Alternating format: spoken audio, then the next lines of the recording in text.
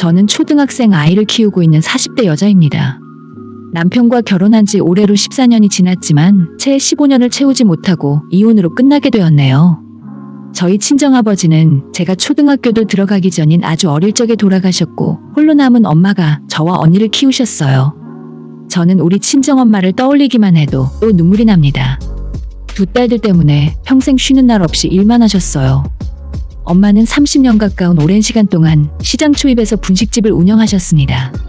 처음에는 갑자기 아버지 돌아가시고 세 식구 먹고 살 길이 막막해져 학교 앞에서 떡볶이 순대 등을 팔며 장사를 하셨는데 맛이 좋았는지 나름 동네에서 입소문이 나게 되면서 시장 근처로 가게를 얻어 본격적인 장사를 하셨습니다.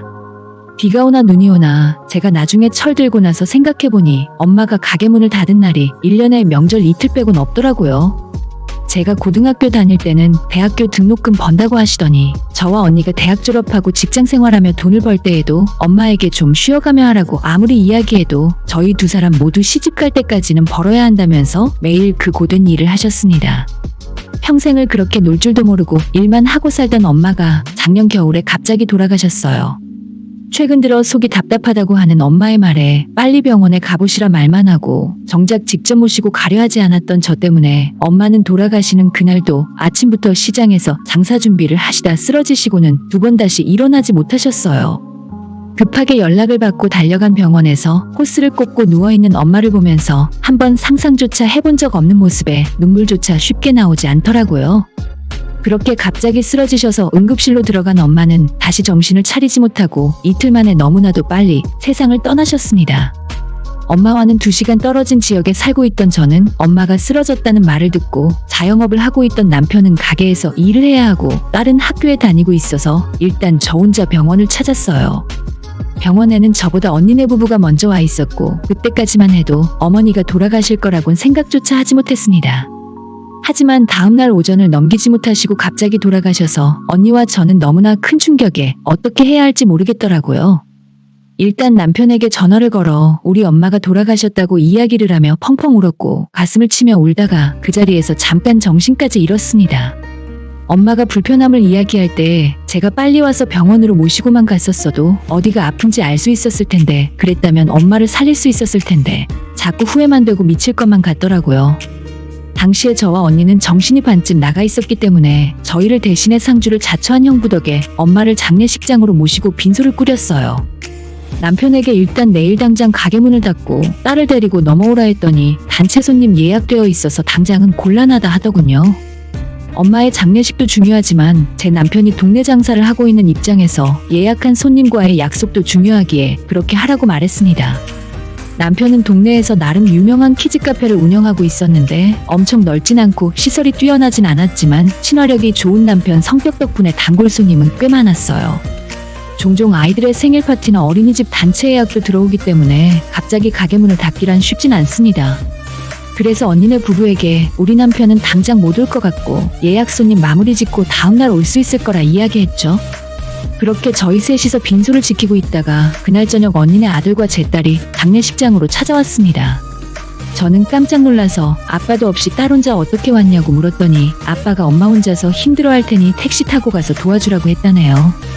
남편이 오면 더 좋았겠지만 딸이라도 옆에 있어주니 나름 든든하더라고요. 그렇게 제 남편을 뺀 나머지 가족은 빈소에 방문하는 조문객들을 맞이하고 서로 위로하며 힘든 시간을 보내고 있었습니다. 그렇게 첫날을 보내고 둘째 날 저녁 남편에게 전화가 오더니 내일 오전에 30명 단체 손님이 오기로 해서 그 손님들만 받고 직원들에게 가게를 맡긴 채 내려온다고 하더라고요. 솔직히 그때부터는 언니네 부부에게 눈치가 좀 보이기도 하고 그래도 우리 엄마의 장례식인데 제 남편이 장례식 3일 내내 없다는 게 맞는 일인가 싶더라고요. 내일은 발이 나는 날이기도 해서 남편이 꼭 있었으면 했습니다. 단체 손님이 또 오더라도 다른 직원들이 있으니 사람들에게 맡겨두고 당신은 그냥 지금 오면 안 되냐고 물었고 남편은 나를 믿고 예약해준 중요한 손님들인데 어떻게 직원에게만 맡겨둘 수 있냐면서 그 손님들 가고 나면 빨리 오겠다고 했었습니다. 남편에게 서운한 마음이 들기도 했지만 저희가 키즈 카페를 차리면서 은행에 대출도 많이 지고 시댁에 빌린 돈도 꽤 있었기에 평소에 가게 매출 때문에 스트레스를 많이 받던 남편이라 아예 이해가 안 되는 부분은 아니었습니다.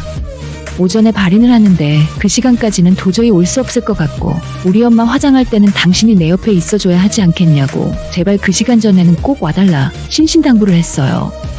남편은 걱정하지 말라며 자기가 무슨 일이 있어도 그 시간까지는 꼭 갈 거라고 절 안심시켰어요. 오후 2시에 화장을 하기로 예약을 해놨기 때문에 그전에는 찾아오겠지 하는 생각으로 남편을 기다리고 있었습니다. 셋째 날이 되어 발인이 시작되었고 형부가 상주를 서고 제 외삼촌들과 엄마와 친하게 지냈던 분들이 오셔서 운구를 해주셨어요. 친척분들이 제 남편의 행방에 대해 물을 때마다 되도 않는 변명을 하느라고 진땀을 뺐습니다. 언니와 형부에게도 자꾸 미안한 마음이 들었고 구차하게 변명을 하고 있는 제 모습이 점점 싫어지더라고요. 언니네 부부도 우리 집 사정하니까 괜찮다고 걱정 말라 했지만 아무리 장사가 중요해도 자리를 지키지 않는 남편에 대한 원망이 점점 커져갔어요. 엄마를 보내는 것에 대한 슬픔으로도 정신을 잃을 것만 같았는데 그 와중에 시간이 흘러도 오지 않는 남편까지 신경 써야 하니 짜증이 솟구쳤습니다. 화장터에 도착할 때까지도 남편은 오지 않았고 남편에게 전화를 했더니 아까부터 계속 오고 있다는 말만 반복할 뿐이었어요. 거의 다 왔다며 이제 금방 도착한다는 말만 30분이 넘도록 하고 있었습니다. 결국 남편은 우리 엄마가 화장터 들어가는 모습도 보지 못했어요. 엄마의 마지막을 보며 저는 그 자리에서 쓰러져 울었고 제 딸이 무너져가는 저를 붙잡고 위로해 주었습니다. 남편은 그로부터 한참 뒤에 유골이 나온 다음에야 도착했습니다. 아무리 일을 하느라 늦었다지만 늦어도 너무 늦었어요. 뒤늦게 도착한 남편의 얼굴을 보고 어이가 없고 화가 났지만 엄마 보내는 길에 여기서 남편과 싸울 수는 없어서 일단 참고 있었습니다. 남편도 자기가 잘못한 건 아는지 언니네 부부와 외삼촌들에게 사과하고 다니느라 바쁘더라고요. 남편에게 있는 대로 화를 내고 퍼부으려다가 남편도 힘들게 일하고 와서 사과하고 욕먹으며 다니는 모습을 보니 또 등신같이 마음이 약해졌어요. 저 사람도 먹고 사느라 그랬겠지 오죽하면 장모 장례식에 못 왔겠나 어떻게든 이해해보려고 노력을 했습니다. 그 자리에서는 화를 내지 않으려고 참았고 엄마를 납골당에 안치하고 집으로 돌아오는 길에 차 안에서 남편에게 서운함을 말했어요. 아니 당신은 대체 어떻게 장례식 내내 안 올 수가 있어? 가게가 중요한 건 알지만 이건 아니잖아. 우리 엄마가 평소에 당신에게 얼마나 잘해주셨는데. 라고 화를 내고 목소리를 높였고 남편은 자기가 욕심을 부려서 미안하다고 평생 제게 죄인으로 살겠답니다. 말이라도 못하면 밉진 않지. 뒷자리에 타고 있는 딸도 있고 해서 더 이상 크게 싸우고 싶지도 않았어요. 사실 3일 내내 장례식장에서 너무 울었기 때문에 화를 내기에 지쳐있기도 했습니다. 집에 돌아가서도 별말 하지 않고 누워만 있다 잠들어 버렸어요. 며칠 동안 제대로 먹지도 자지도 않아서 피곤했던 저는 집에 도착하니 몸살 기운이 돌아 이틀을 내리 집에서 누워 잠만 자며 보냈습니다. 그동안 남편은 가게에 붙어 있었고 3일이 지나서 참다 못한 남편이 제게 내일은 출근할 수 있지? 요즘 직원들도 많이 빠져서 너무 바빠. 당신이 주말에는 출근해줘야 해. 라고 이야기하더라고요. 평소 같았으면 알겠다고 말하고 넘어갔을 일인데 엄마 일도 있고 해서 짜증이 확 나더라고요. 안 그래도 주말부터 나가려고 했어. 아무리 그래도 그렇지 당신 정말 나한테 너무하는 거 아니야? 돈도 좋지만 정말 이제 슬슬 질리려고 한다. 저는 평소 결혼 생활하면서 남편에게 큰 소리 한번 제대로 내본 적이 없었어요. 결혼할 때도 친정에 아버지가 없다는 이유로 시댁에 반대가 있었습니다. 그때도 남편이 시부모와 거의 싸우다시피 하며 승낙을 얻어냈었고 저희 결혼한 후에 남편이 실직하고 저 혼자 변변치 않은 월급으로 딸까지 키우며 힘든 생활을 하고 있었을 때 시댁에서 큰돈을 빌려주어 지금의 키즈카페를 창업할 수 있었거든요. 그래서 그런지 처음부터 남편과 시댁에 주도권을 빼앗기고 살아온 기분입니다. 제가 남편에게 빚을 지고 있다는 생각을 저도 모르게 하고 있었고 그러다 보니 집에서도 남편이 저보다 발언권이 있었습니다. 남편에게 화 한 번 낸 적 없었고 바가지 한 번 긁어본 적 없었는데 그동안의 짜증이 한꺼번에 밀려왔었나 봐요. 남편에게 저렇게 이야기하고 저 스스로도 약간 놀랐습니다. 하지만 남편도 제 반응이 너무 까칠하니까 약간 당황하는 눈치였어요. 그리고 이내 정신을 차렸는지 다시 제게 잔소리를 쏟아내기 시작했습니다. 나라고 장모님 장례식에 가기 싫어서 안 간 줄 알아? 우리 집 지금 사정을 몰라서 이래? 매달 나가는 가게세가 얼마고 직원들의 월급이 얼만지 아느냐로 시작해서 대출을 한 달에 얼마를 갚아야 하고 아직 시댁에 갚아야 할 돈이 얼마가 남았는지 등등 남편의 폭풍 잔소리를 듣다 보니 또 제가 잘못한 것 같아서 미안해졌어요. 저도 이런 제가 답답하지만 어쩌겠습니까? 결혼할 때부터 저는 시댁의 죄인이었고 지금도 시댁에서 도움받고 살고 있는 죄인인데 다음날 바로 출근해서 그동안의 빈자리를 채울 겸 열심히 일을 했습니다. 매장 정리도 하고 밀린 대청소도 한 번 하고 저 없는 동안 장사를 하면서 빠진 식품들도 체크하고 구입해오는 것도 제 몫의 일이었습니다. 장보기용으로 쓰는 남편의 큰 차를 몰고 근처의 코스트코로 향했어요.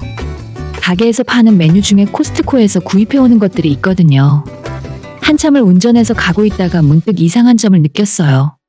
평소 남편 차의 조수석에는 저 말고는 아무도 타지 않아요. 그리고 저는 키가 조금 작은 편이기 때문에 의자를 항상 앞으로 바싹 당겨 앉습니다. 그게 안정감도 들고 의자를 뒤로 젖혀놓으면 멀미가 나서 저는 절대로 조수석 의자를 뒤로 빼거나 젖혀놓는 경우는 없었어요. 그날 아침에 출근할 때는 서로 각자의 차를 타고 출근했기에 이런 사실을 몰랐습니다. 그동안 한 번도 이런 적이 없었는데 이상하다 싶었죠. 한 번 의심이 들기 시작하자 머릿속에 안 좋은 생각은 점점 커져만 갔습니다. 급기야 저는 운전하던 차를 세우고 차 안을 뒤지기 시작했어요. 얼마 지나지 않아 조수석 쪽에서는 제 것이 아닌 여자의 긴 머리카락이 발견되었습니다. 그러다 문득 블랙박스에는 뭔가 찍혀 있을지 모른다는 생각에서 그 안에 영상들을 돌려보기 시작했습니다. 남편이 바빠서 오지 못했다고 했던 엄마의 장례식 날 남편은 제가 아닌 다른 여자를 차에 태우고 한밤중에 돌아다니고 있었어요. 그것도 한 번도 아니고 제가 장례식장에 있던 3일 내내 그 여자와 시간을 보냈습니다. 목소리는 처음 들어봤지만 그 여자가 누구인지는 중요하지 않았어요. 남편이 장모의 장례식까지 참석하지 않으면서 이 여자를 만나 뭘 했는지 그것이 가장 궁금해 미칠 것 같았어요. 블랙박스에 녹화된 영상을 하나씩 돌려보며 남편과 그 여자의 대화를 듣고 있으니 너무 화가 나서 몇 번이고 그냥 꺼버리고 싶었습니다. 그 여자가 남편에게 말하기를 근데 오빠, 장모님 돌아가셨다고 하지 않았어? 이렇게 안 가고 나랑 보내도 괜찮은 거야? 괜찮아. 이럴 때 아니면 내가 언제 마음 편히 너를 만나냐? 맨날 일하고 눈치 보느라 우리 제대로 데이트도 못하는데 마누라 없는 이럴 때 편히 좀 놀자. 딸도 애엄마 있는 곳에 보냈기 때문에 집에 안 들어가도 돼. 두 사람의 관계는 너무나도 명확해 보였습니다. 저는 그대로 차를 돌려 가게에 있는 남편에게 갔습니다. 차마 직원들 보는 앞에서 이야기하기엔 제가 너무 비참해질 것 같아서 남편을 차로 불러내어 직접 그 눈앞에 블랙박스를 보여줬어요. 왜 바쁜 사람 오라가라 하냐고 툴툴거리던 남편은 자신의 대화 내용이 담긴 블랙박스를 보여주자 너무 놀라 말을 하지 못했습니다. 내비게이션은 깨끗했던 걸로 봐서 그건 지웠지만 차마 자신들의 대화 내용이 이렇게 녹음이 되고 있는 줄은 꿈에도 몰랐을 거예요. 저는 남편에게 이게 대체 무슨 일이냐고 내가 알아들을 수 있게 설명해보라고 이야기했고 모든 것이 드러난 상황에서 오히려 남편은 제게 불편한 감정을 숨기지 않았어요. 대체 자기를 언제부터 의심해서 블랙박스까지 뒤지냐고 오히려 제게 화를 냈고 저는 결혼하고 지금까지 바보처럼 기죽어 살았는데 이런 상황에서도 참고 넘어갈 수는 없었습니다. 내가 어떻게 눈치를 채건 말건 지금 그게 중요해? 당신이 어떻게 나한테 그럴 수가 있어? 우리 엄마 돌아가시고 내 옆을 지켜달라고 한 게 그렇게 힘든 부탁이었니? 너가 여자랑 놀고 있을 동안 언니네 형부가 모든 일을 다 했어. 라고 남편에게 울면서 소리를 질렀어요. 남편은 무표정한 얼굴로 저를 한참을 쳐다보더니 솔직히 내가 그날 여자를 만난 건 잘못한 게 맞아. 그래 그건 내가 잘못했다고 치자. 그런데 우리 까놓고 이야기해서 장모님이 나한테 해준 게 뭐가 있냐? 맨날 말로만 우리 사위라고 하면서 우리 집 힘들고 어려울 때 도와주시기를 했냐? 뭘 해줬냐? 저는 남편의 말을 듣고 있으면서 너무나 놀랍더라고요. 내가 그동안 함께 살았던 남편이 맞나 아무리 화가 나도 어떻게 저런 말을 내게 할 수가 있나 싶었습니다. 저는 엉엉 울면서 너가 어떻게 나한테 이럴 수가 있냐고 따졌고 남편은 그런 제게 또다시 충격적인 이야기를 했어요. 사실 나 그 애랑 만난 지 1년도 넘었어. 그동안 너한테 숨겨온 것은 미안한데 사실 조만간 이야기하려고 했어. 우리 이혼하자. 더 이상 만나봐야 서로 좋을 것도 없어 우리. 남편의 싸늘한 말에 이게 이 남자의 진심이구나 싶었어요. 남편에게 있어서 저는 그저 공짜로 자기 가게에서 일해주는 사람 정도로 생각해왔던 것 같았습니다. 남편은 우리 딸도 자기가 키울 생각이 없으니 저보고 데려가라며 양육비는 적당히 주겠다는 말도 했어요. 저는 너무 큰 충격에 한동안 말을 하지 못하고 남편이 하는 이야기를 듣고만 있었습니다. 졸지에 딸과 함께 쫓겨나게 생긴 판이라 정신을 똑바로 차려야만 했죠. 저도 남편에게 너 같은 놈이랑 살아온 시간이 아깝다며 이혼할 테니 위자료와 재산 분할을 요구했고 그런 제게 남편은 위자료가 받고 싶으면 소송을 하던지 해서 알아서 받아가고 재산이래봤자 난 다 빚밖에 없는 사람이니까 그것도 너가 알아서 능력껏 받아가. 남편의 그 말이 너무나 얄밉게 들리더라고요. 오만정이 다 떨어져서 이 사람과 이혼해야겠다고 생각했어요. 무조건 실력 좋은 변호사를 써서라도 받아낼 수 있는 건 다 받아내야겠다 싶었습니다. 한번 마음을 먹으니 당장 하루라도 더 이 사람과 있기 싫었어요. 하지만 당장 집을 나가려고 해도 저는 딸이 있기 때문에 살 집이 필요했습니다. 결혼하고 그동안 제대로 된 급여도 받지 못한 채 수년간 남편의 키즈 카페에서 일하면서 생활비 정도 받아온 게 전부인데 제가 따로 모아온 돈이 있을 리가 없었습니다. 그렇게 생각하니 제가 너무 한심하게 느껴졌어요. 아무런 준비도 없이 남편만 믿고 여기까지 왔다가 이제는 그 믿던 놈한테 발등 찍히고 낙동강 오리알이 되었구나. 불쌍한 내 딸도 멍청한 엄마를 만나 앞으로 고생하고 살게 생겼구나 싶었습니다. 그래도 어떻게든 살아야 했기에 고민을 하다 언니에게 돈을 좀 빌려보기로 했어요. 염치 없지만 방을 구해야 하니 보증금이라도 빌려볼 생각으로 전화를 했습니다. 언니에게 전화를 걸었더니 언니는 마침 제게 전화를 할 생각이었다며 지금 당장 엄마 집으로 내려오라 하더라고요. 전화로 할 이야기도 아니고 가능하면 남편을 데리고 오라길래 그 더러운 남편 놈은 데려갈 상황이 아니라 저만 간다고 했어요. 열심히 차를 몰고 엄마의 집으로 도착했더니 그곳에는 언니네 부부와 외삼촌들이 다 함께 모여 있었습니다. 장례식도 다 끝나고 다들 집으로 돌아간 줄 알았는데 무슨 일로 모여있나 했어요. 언니가 제게 이야기하기를 엄마가 남기고 간 유산이 있는데 엄마가 평소에 아무런 상속을 해두고 가지 않아 언니와 제가 엄마의 유산을 반씩 나눠서 갖게 된다는 내용이었어요. 저는 언니에게 엄마가 가진 게 있어봐야 얼마나 있냐고 말을 했고 그러는 와중에 집안에 모여있는 외삼촌들은 저희 엄마가 그럴 줄 몰랐다고 어떻게 그렇게 감쪽같이 가족들을 속이고 살았냐는 이야기를 하고 있었어요. 외삼촌들이 들을 새라 저를 따로 데려간 언니는 엄마가 생전 모아둔 재산에 대한 이야기를 해주었어요. 엄마는 그동안 분식집 장사를 해서 벌어온 돈으로 악착같이 재산을 모아왔더군요. 건물도 한 채 있었고 그동안 엄마가 살고 있었던 아파트도 대출 없이 구입한 엄마의 유산이었습니다. 시장 안에 상가도 2동이나 갖고 있었고 그곳에서 나오는 월세만 해도 적지 않은 돈이었죠. 맨날 돈 아깝다고 집에서 난방도 제대로 안 하고 살고 1년 내내 똑같은 옷만 입으면서 자식들이 사준 옷도 아깝다고 안 입었던 사람이었는데 살아생전에 무슨 돈을 이렇게 모아왔는지 머리가 띵해졌습니다. 언니는 제게 다행이라며 엄마가 남겨준 돈이면 저희 집 빚을 다 갚고도 남을 거라며 앞으로 고생하지 않고 살 수 있겠다고 말했습니다. 그 말을 들으니 이제부터 이혼 소송을 진행해야 할 남편이 생각났습니다. 하마터면 우리 엄마 평생 고생해서 번 돈을 그 못된 놈이랑 같이 쓸 뻔했더라고요. 엄마가 돌아가신 후에 저를 지켜주셔서 남편의 부정행위를 알려주었다고 생각해요. 언니와 저는 엄마의 재산을 물려받으며 상속세를 내기 위해 상가 한 동을 팔았어요. 그리고 나머지 하나의 상가와 아파트를 제가 갖기로 하고 4층짜리 건물을 언니가 가져가기로 했습니다. 지금은 제 딸과 함께 엄마가 살던 아파트에 살고 있어요. 매달 들어오는 월세로 겨우 먹고 살 정도 생활비는 될 수 있지만 언니의 건물 1층에 작은 커피집을 하나 해보려고 공사를 하고 있습니다. 남편은 어떻게 이야기를 전해 들었는지 이혼 소송하기 전에 장모님이 돌아가셨으니 본인 몫의 재산 분할에 대한 이야기를 제게 하더라고요. 정말 사람 같지도 않은 소리에 한 번만 더 그런 헛소리를 하면 이혼 소송이 아니라 공갈협박으로 형사고소를 할 테니 지금 하고 있는 이혼 절차나 빨리 끝내자고 했습니다. 엄마가 아니었으면 저는 아마 남편에게 내쫓기고 비참한 생활을 했겠죠. 빨리 이혼 소송을 마무리 짓고 두년놈들에게 정당한 위자료까지 받아내고야 말 겁니다. 아내와 장모에 대한 존중이 없었으니 저도 이제 남편의 사정을 봐줄 필요가 없으니까요. 앞으로는 딸과 함께 행복하게 사는 일에만 집중할 것입니다. 저도 우리 엄마처럼 쉬지 않고 열심히 일해서 제 딸의 앞날에 큰 힘이 되어줄 거예요. 오늘의 사연은 여기까지입니다. 구독과 좋아요, 알림 설정 부탁드려요. 다들 행복하시고 좋은 하루 되세요.